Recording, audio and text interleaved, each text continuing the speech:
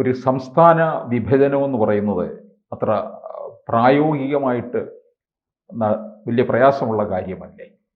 ഇപ്പോൾ സമീപകാലത്ത് ഈ പശ്ചിമ ബംഗാൾ വിഭജിക്കും എന്നൊരു വാർത്ത പരക്കുന്നുണ്ട്. ഇതിന് എന്തുകൊണ്ടാണ് ഇത്രത്തോളം ഒരു സാധ്യതയിലേക്ക് കടക്കുന്നത്? അത് പശ്ചിമ ബംഗാൾ മുമ്പൊരിക്കൽ വിഭജിച്ചതാണ്. 1905 അത് കഴ്സൺ പ്രഭു ഈ ഇന്ത്യയിൽ പ്രക്ഷോഭങ്ങൾ ഉയർന്നു വരുന്നതുകൊണ്ട് അവർക്കെതിരെ പ്രക്ഷോഭങ്ങൾ പ്രത്യേകിച്ച് ബംഗാളികൾ വളരെ സ്വാതന്ത്ര്യ സമര സേനാനികളായിരുന്നുകൊണ്ട് ഇവരെ വിഭജിക്കുക, അത് പ്രത്യേകിച്ച് കിഴക്കൻ ബംഗാളെന്നും പടിഞ്ഞാറൻ ബംഗാളെന്നും വെസ്റ്റ് ബംഗാളെന്നും ഈസ്റ്റ് ബംഗാളെന്നും. അപ്പോൾ ഈസ്റ്റ് ബംഗാളിലുള്ളവർ ഹിന്ദുക്കളും വെസ്റ്റ് ബംഗാളിലുള്ളവർ മുസ്ലിങ്ങളുമാണ്. അപ്പം അങ്ങനെ രണ്ടായിട്ട് വിഭജിക്കുക എന്നുള്ള ഉദ്ദേശത്തിലാണ് അത് ചെയ്തത്. അങ്ങനെ വിഭജിച്ചു. പക്ഷേ ആ വിഭജനം 2011 ആയപ്പോഴേക്കും അവർക്ക് ലിഫ്റ്റ് ചെയ്യേണ്ടി വന്നു. കാരണം അത് വലിയ പ്രക്ഷോഭത്തിലേക്ക് വന്നു. കാരണം ഇതെല്ലാം ഒരേ സംസ്കാരമാണ്, ഒരേ കൾച്ചറാണ്, ഒരേ ജീവിതശൈലിയാണ്, ഒരേ ആഹാര രീതിയാണ്, എല്ലാം കൊണ്ട് വീണ്ടും അവർ ഒന്നിക്കണമെന്ന് പറഞ്ഞു വരികയും പിന്നെ സ്വദേശി അടക്കമുള്ള പ്രസ്ഥാനങ്ങൾ വന്ന് അത് ഡ്രോപ്പ് ചെയ്യേണ്ടി വന്നു 2011. പക്ഷേ ഇന്ത്യ സ്വാതന്ത്ര്യം കിട്ടിയപ്പോൾ അവർ വീണ്ടും ഒരു വേല വെച്ചിട്ട് പോയി. കത്രിയ അപ്പുറത്തും കൂടെ വെച്ചു. നമ്മുടെ പടിഞ്ഞാറൻ പാകിസ്ഥാൻ പോലെ കിഴക്കൻ പാകിസ്ഥാനും കൂടെ ഉണ്ടാക്കിയിട്ട് പോയി. അത് പഴയ കിഴക്കൻ ബംഗാളിനെ അവർ വിഭജിച്ച് അത് പാകിസ്ഥാൻ്റെ കൈ കൊടുത്തിട്ട് അതായത് ഇന്ത്യയുടെ ഇടവും വലവും രണ്ടെണ്ണം നിന്ന് അടിച്ചോണം എന്നുള്ള തിയറിയിലാണ് അന്ന് ഒരു ബ്രിട്ടൻ അത് ചെയ്തത്. എന്തായാലും ആ സാധനം നിലനിന്നു. അത് രണ്ടായിട്ട് പോയി. പിന്നീട് അത് 71 ബംഗ്ലാദേശായിട്ട് നമ്മുടെ ഇന്ത്യ പാകിസ്ഥാൻ വാറിന് ശേഷം അത് ബംഗ്ലാദേശായിട്ട് വന്നു. മുജീബ് റഹ്മാൻ്റെ നേതൃത്വത്തിൽ അവിടെ സർക്കാർ വന്നു. അങ്ങനെ രണ്ടായിട്ട് പോയി.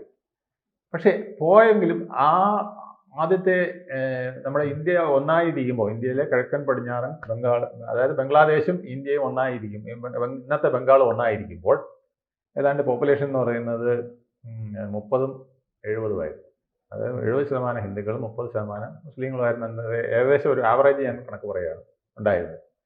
പക്ഷെ അത് കുറേ പേര് എല്ലാവരും പിന്നെ ബംഗാളിലേക്ക് പോയില്ല. കുറേ മുസ്ലിങ്ങൾ ബംഗാളിലേക്ക് പോയി. ബംഗാളിലുള്ള ബംഗ്ലാദേശിലേക്ക് പോയ അല്ലെങ്കിൽ പാകിസ്ഥാനിലേക്ക് പോയ കുറേ മുസ്ലിങ്ങൾ പിന്നെ അതുപോലെ തന്നെ കാലക്രമത്തിൽ കുറേശ്ശെയായിട്ട് തിരിച്ചു വരാൻ തുടങ്ങി. ആ വിഭജനത്തിൻ്റെ ഭാഗമായിട്ട് അങ്ങോട്ടും ഇങ്ങോട്ടും കുറച്ച് പേര് പോയല്ലോ. ഹിന്ദുക്കൾ കുറച്ച് പേര് അന്നത്തെ കിഴക്കൻ പാകിസ്ഥാനിലേക്ക് പോയി. അവിടുന്ന് തിരിച്ചു കുറച്ച് പേര് ഹിന്ദുക്കൾ നമ്മുടെ വെസ്റ്റ് ബംഗാളിലേക്ക് വന്നു. എന്നാലും പൂർണ്ണമായിട്ടും ഇവിടുന്ന് മുസ്ലിങ്ങൾ മറ്റ് പടിഞ്ഞാറൻ പാകിസ്ഥാനിലേക്ക് പോയ പോലെ ഒരു പലായനം വലിയ തോതിലുണ്ടായില്ല. കുറേ പേര് അവിടെ വീണ്ടും തുടരുകയുണ്ടായി. അങ്ങനെ അന്ന് നമ്മുടെ പോപ്പുലേഷൻ ഏതാണ്ട് 47 ഒരു 50-നൊക്കെ ശേഷം ഏതാണ്ട് 80-20 എന്ന് വേണമെങ്കിൽ പറയാം, ആ രീതിയിലായിരുന്നു. അപ്പം 70-30 ആയിരുന്നു വിഭജനത്തിന് മുമ്പ്. അത് കഴിഞ്ഞ് 80-70 എന്നുള്ള രീതിയിൽ 80-20 എന്നുള്ള രീതിയിൽ മുസ്ലിം ക്രിസ്ത്യൻ പോപ്പുലേഷൻ അവിടെ വരികയും വെസ്റ്റ് ബംഗാൾ അങ്ങനെ തുടരുകയും ചെയ്തു. പക്ഷെ കാലക്രമത്തിൽ ഈ കുറേശ്ശെയായിട്ട് ബംഗ്ലാദേശിൽ നിന്ന് ആൾക്കാർ അവിടുത്തെ പട്ടിണിയും അവിടുത്തെ ബുദ്ധിമുട്ടും ഒക്കെ കാരണം നുഴഞ്ഞു കയറ്റം തുടങ്ങുകയും ഇന്ത്യയിലേക്ക് വരികയും ഇന്ത്യയിൽ അവർ സെറ്റിൽ ചെയ്യാൻ തുടങ്ങുകയും ചെയ്തു. അന്ന് ബോർഡർ ഇങ്ങനെ ശരിക്കും ഒരു ബോർഡർ ഇല്ല, കാരണം ഒന്നായിരുന്നു സ്റ്റേറ്റ് അല്ലേ. അപ്പോൾ ആ ബോർഡറിനെ നമ്മൾ കമ്പി വേലിയോ ഒന്നും വെച്ച് മറച്ചിരുന്നില്ല. ഇപ്പോഴാണ് ശക്തമായിട്ട് ഇന്ത്യ ഗവൺമെൻറ് അതിനുവേണ്ടി ശ്രമിക്കുകയും ഒക്കെ ചെയ്യുന്നത്, പൂർണ്ണമായിട്ടും ഒരു ഫെൻസിങ് ഒക്കെ കൊടുത്ത് സെപ്പറേറ്റ് ആക്കാൻ. അപ്പോൾ കുറേശ്ശെയായിട്ട് ആളുകൾ ഇതിനകത്ത് കയറി പോപ്പുലേഷൻ കൂടിക്കൊണ്ടിരിക്കുകയും പ്രത്യേകിച്ച് മുസ്ലിം ഡോമിനൻസ്, അതായത് വെസ്റ്റ് ബംഗാളിൻ്റെ കിഴക്കൻ പ്രദേശങ്ങൾ മുഴുവൻ ഒരു മുസ്ലിം ഡോമിനൻ്റ് സ്റ്റേറ്റുകൾ അല്ലെങ്കിൽ അസംബ്ലികളായി മാറുകയും ചെയ്തിരിക്കുകയാണ്. ഡിസ്ട്രിക്റ്റുകൾ അല്ലെങ്കിൽ അസംബ്ലികളായി മാറിയിരിക്കുകയാണ്. ഏകദേശം 40-50% വരെ പല സ്ഥലങ്ങളിലും പോപ്പുലേഷനായി അവർ മെജോറിറ്റി ആയി. അതായത് അവർക്ക് ഡിസൈഡ് ചെയ്യാം അവിടെ ആര് ജയിക്കണം എന്നുള്ള രീതിയിൽ വരെ ആയിക്കഴിഞ്ഞു. ഇത് ഇന്ത്യൻ മുസ്ലിം ആണെങ്കിൽ തിരക്കില്ല. ഇത് ഇന്ത്യക്കാരല്ല, പലതും റോഹിംഗ്യൻസും മറ്റ് പിന്നെ ബംഗ്ലാദേശിൽ നിന്നും നുഴഞ്ഞു കയറിയവരും മുമ്പ് പാകിസ്ഥാനിൽ നിന്ന് നുഴഞ്ഞു കയറിയവരും ഒക്കെയാണ്. അപ്പോൾ ഈ പ്രശ്നം അവിടെ വലിയ തോതിൽ നിൽക്കുകയാണ്. അങ്ങനെയാണ് അവിടെ ഒരു വിഭജനം ബംഗാളിൽ തന്നെ ആവശ്യമുണ്ട്. കാരണം നമ്മുടെ സിലഗുരി കോറിഡോർ ഉണ്ടല്ലോ, ആ കോറിഡോർ 22 കിലോമീറ്റർ വരുന്ന ആ പാതയിലൂടെ വേണം നമുക്ക് ഈ 7 സിസ്റ്റേഴ്സിലേക്ക്, നമ്മുടെ മേഘാലയ, നാഗാലാൻഡ്, മണിപ്പൂർ ഇങ്ങനെ തുടങ്ങി ആസാം വരെ 8 പ്രദേശങ്ങളിലേക്ക് നമുക്ക് പോകണമെങ്കിൽ ആ വഴിയേ ഉള്ളൂ. അതിപ്പോൾ ബംഗ്ലാദേശ് അടയ്ക്കും എന്ന് പറഞ്ഞുകൊണ്ട് നിൽക്കുകയാണ്. ഭൂട്ടാൻ വഴിയോ അല്ലെങ്കിൽ ചൈന വഴിയോ ഒക്കെ വേണമെങ്കിലും ഇത് അടയ്ക്കപ്പെടാം. നേപ്പാൾ വന്ന് അടയ്ക്കപ്പെടാം. ഇങ്ങനെ ഈ ഒരു ഭയത്തിൽ നമ്മൾ നിൽക്കുകയാണ്. കാരണം ഇത് ഈ 22 കിലോമീറ്റർ കോറിഡോർ നമ്മളെ അടഞ്ഞു പോയാൽ ഇത് നമുക്ക് പിന്നെ അപ്പുറത്തോട്ട് പോകണമെങ്കിൽ നമ്മുടെ 7 സിസ്റ്റേഴ്സിൻ്റെ സംസ്ഥാനങ്ങൾ യൂണിയൻ ടെറിട്ടറിയിലേക്ക് പോകണമെങ്കിലോ ആസാമിലേക്ക് പോകണമെങ്കിലോ പിന്നെ നമ്മൾ വളഞ്ഞ വഴി വേറെ ഏതെങ്കിലും കണ്ടെത്തേണ്ടിയിരിക്കുന്നു, സമുദ്രമാർഗം പോകണം, അല്ലെങ്കിൽ പുതിയ വഴി നമ്മൾ കണ്ടെത്തേണ്ടിയിരിക്കുന്ന ഒരു സാഹചര്യം.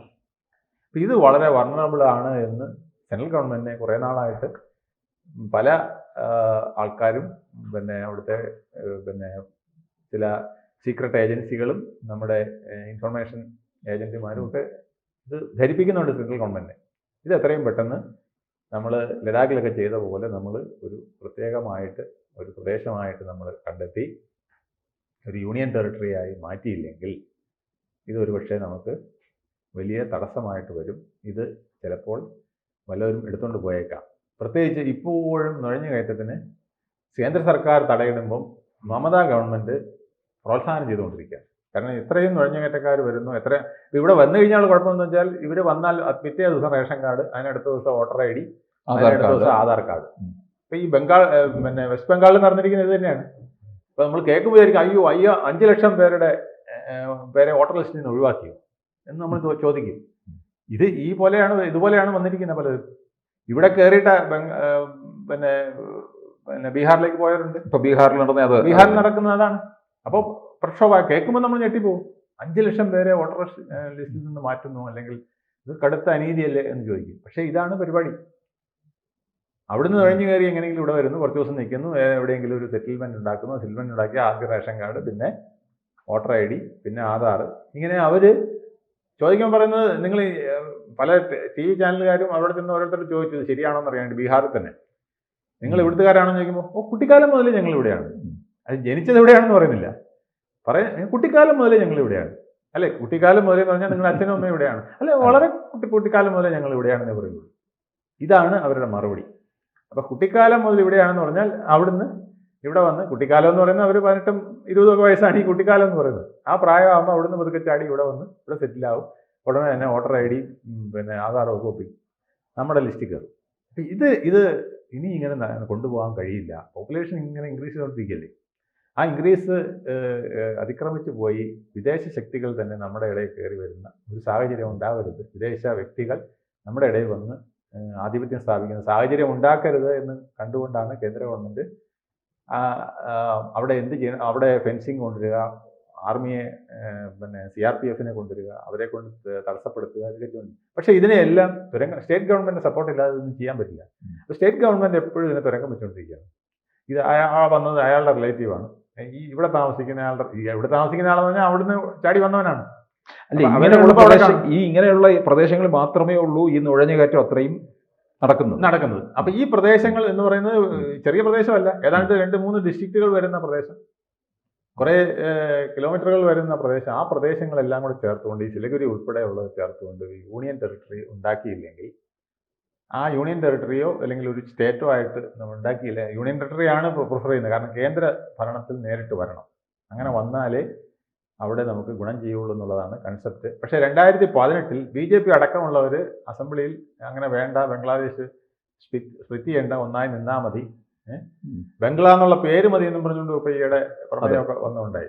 അപ്പോൾ അവരൊന്നിച്ച് നിൽക്കാനാണ് അവർ, കാരണം അവരുടെ കൾച്ചറലി നമ്മുടെ മലയാളികളെ പോലെ, അല്ലെങ്കിൽ മലയാളികളെക്കാൾ കഠിനമായ ഒരു കൾച്ചറൽ ബേസ് ഉള്ളവരാണ്.